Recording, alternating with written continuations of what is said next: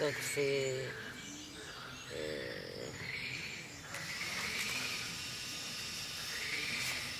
moi, je vais faire peut-être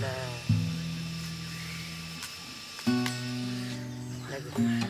Ah, tu me dis ce que tu veux, y a pas de problème.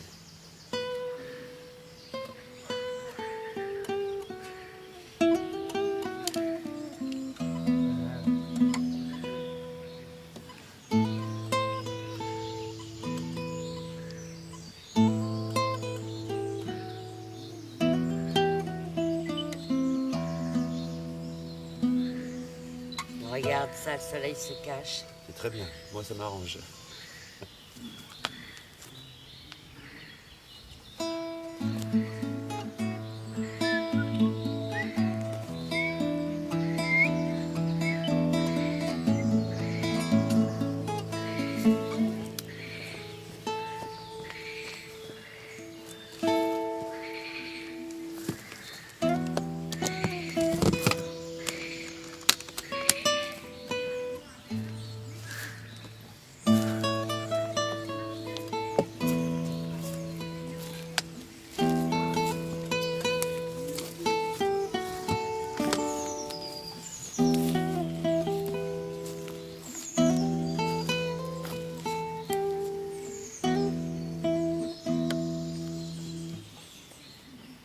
Ouais, je vais peut-être faire... je vais faire l'histoire de la grue.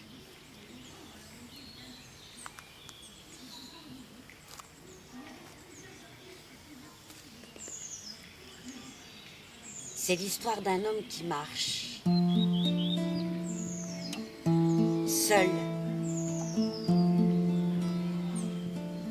Il habite dans des marais,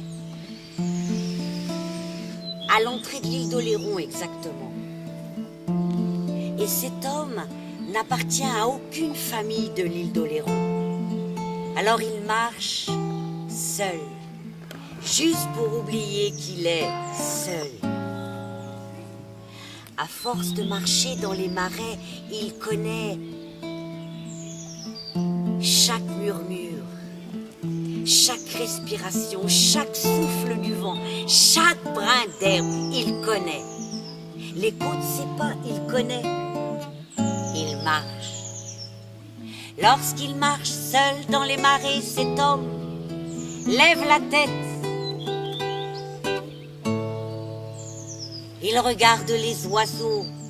Et à chaque fois, cet homme qui ne parle jamais à personne se demande « Hé, qu'est-ce qu'on voit quand on est là-haut? C'est comment le monde quand on est là-haut?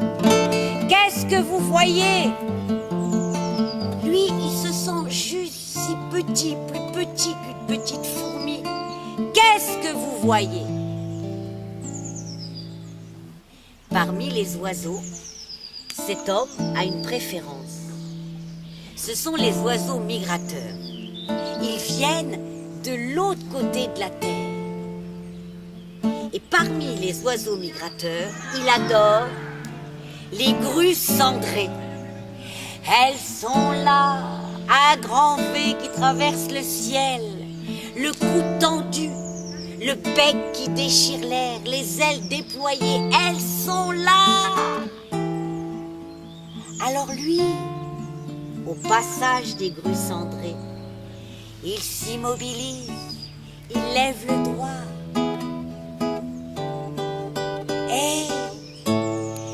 Et les grues cendrées, qu'est-ce que vous voyez? Dites-le-moi. Qu'est-ce que vous voyez? C'est comment? Là où mes pieds d'homme englués par la terre ne me porteront jamais, c'est comment? Là où mes pieds d'homme prisonniers ne me porteront jamais, c'est comment? C'est comment juste là-bas, de l'autre côté? Mais les grues cendrées ne parlent pas simplement dans les histoires. Dans la vraie vie, lui, il rentre chez lui, au fond du marais. Oh, c'est pas comme ici chez lui, hein. C'est plutôt une cabane. Seulement, devant cette cabane, il y a un fossé. dans ce fossé, il y a son trésor. À l'époque des violettes, il y a des violettes qui poussent. Alors lui, il cueille les violettes, rien que pour lui. Lorsqu'il rentre chez lui, ce jour-là, c'est pas l'époque des violettes. Il n'y a pas de violettes. Mais à la place, dans le fossé, il y a une petite grue qui est comme tombée du ciel, une petite grue cendrée là, comme un miracle. Alors, il cueille la grue comme il cueille ses violettes. Il enfouit son nez dans le duvet comme il enfouit son nez dans les violettes. Et il dit, hé la petite grue, qu'est-ce qu'il y a de l'autre côté? Mais la petite grue ne parle pas. Elle est blessée, l'aile brisée. Hé, il va la soigner. Peut-être qu'il a un don, je sais pas. En tout cas, il le fait. Il prend une espèce de petite plaque de bois, enfin 2 petites plaques de bois, et il fait une attelle pour l'aile d'une petite grue cendrée blessée. 7 jours durant, la petite grue garde l'attelle. Et au bout de 7 jours, elle est là, elle peut bouger l'aile. Et lui, il sent le vent du marais. Il va pas la garder prisonnière, hein. Il la prend, il respire l'air. Hé! Qu'est-ce qu'il y a de l'autre côté, là où mes pieds d'homme n'iront jamais? Qu'est-ce qu'il y a? Mais la petite grue cendrée, elle est partie. Et lui, il est rentré. Et à la place de la grue cendrée, à la place des violettes, dans le fossé, il y a une femme assise. Une belle femme, mystérieuse, qui sourit. Elle a son duvet gris sur le bras, qui bouge comme ça, avec l'air du marais. Elle a la chair de poule. Et surtout, elle a le bras cassé. Il dit, hé, heureusement que je me suis entraînée avec la petite aile de la grue cendrée. Hein. Je vais lui réparer le bras. Une attelle un peu plus grande. Et ça marche. 8 jours après, elle a le bras réparé. Seulement lui, il voudrait que cette femme reste. Elle est d'accord.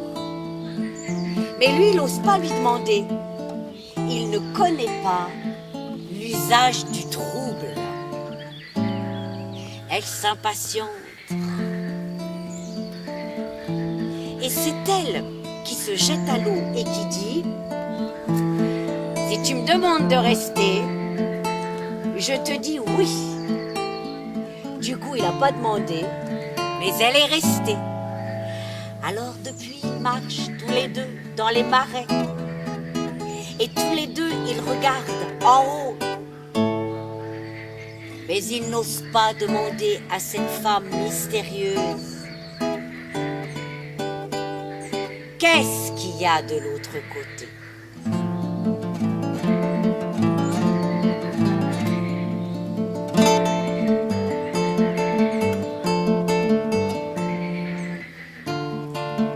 Ils n'osent pas lui demander parce qu'elle l'a ancré.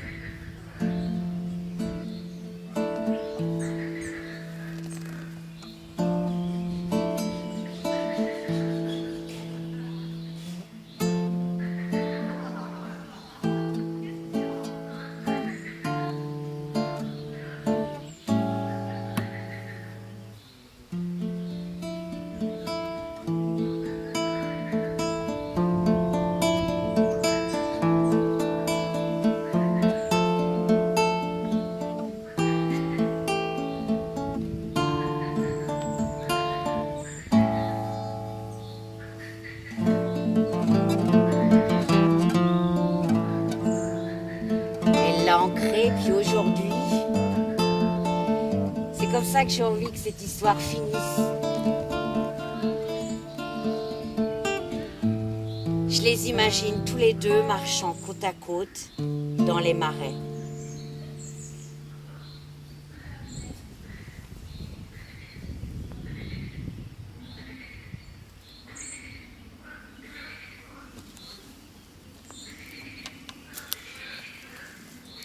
Bon.